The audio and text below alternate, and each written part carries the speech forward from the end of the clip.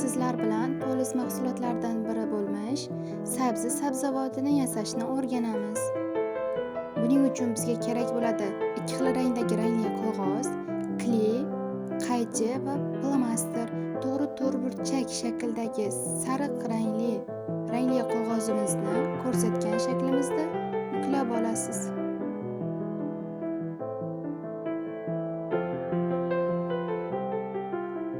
Va buni texnika qoidalariga rioya qilgan holatda qaychi bilan kesib olinadi va chet qismi kley yordamida yopishtirib olinadi.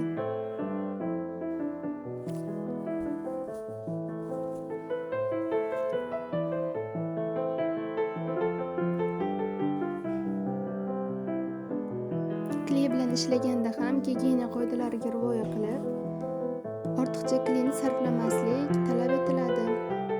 Shaklimizning pastki notekis joylarini qaychi yordamida to'g'rilab olamiz. Mana sabzimizning meva qismi tayyor. Endi uning barglarini yasaymiz.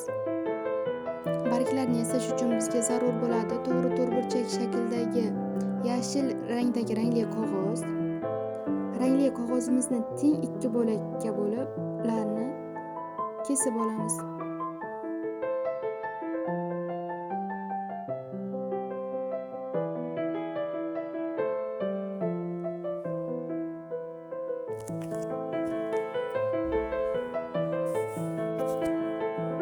Kesib olgan rangli qog'ozlarimizni ham ko'rsatgan shaklimizda 2 marotaba teng 2 bo'lakka bo'lib buklab olamiz.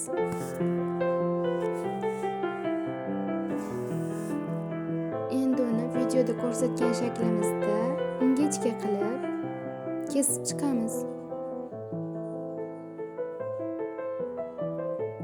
Kesayotganda ham e'tiborli bo'lishingiz talab etiladi.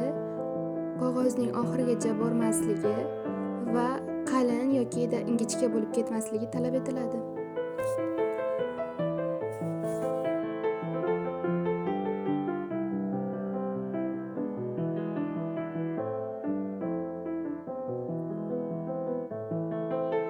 Endi kesib chiqqan shaklimizni ochib, uning qolib ketgan qismlari va kamchiliklarni to'g'rilab olamiz.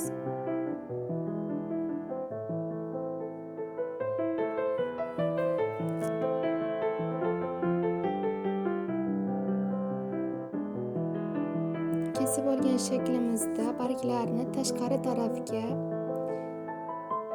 qaychi yoki qalam, ruchka bilan qayirib chiqishimiz talab etiladi.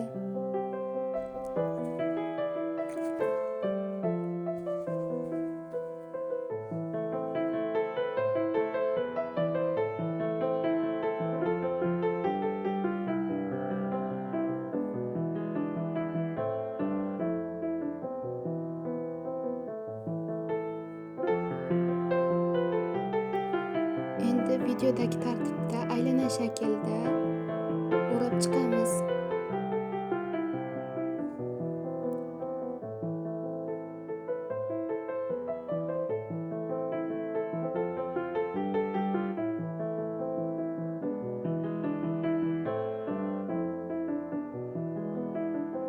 Ichkarida qolib ketgan qismlarni tashqariga chiqarib va chet qismini kley yordamida yopishtirib olamiz.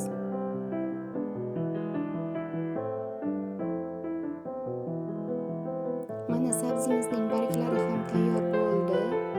Endi uning pastki qismiga kley surtib, sabzi bilan birlashtiramiz.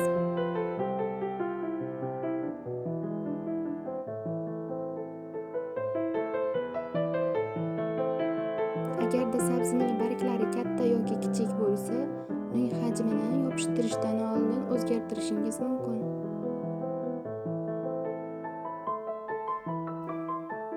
Mana sabzimiz deyarli tayyor bo'ldi. Endi bunga plomaster yordamida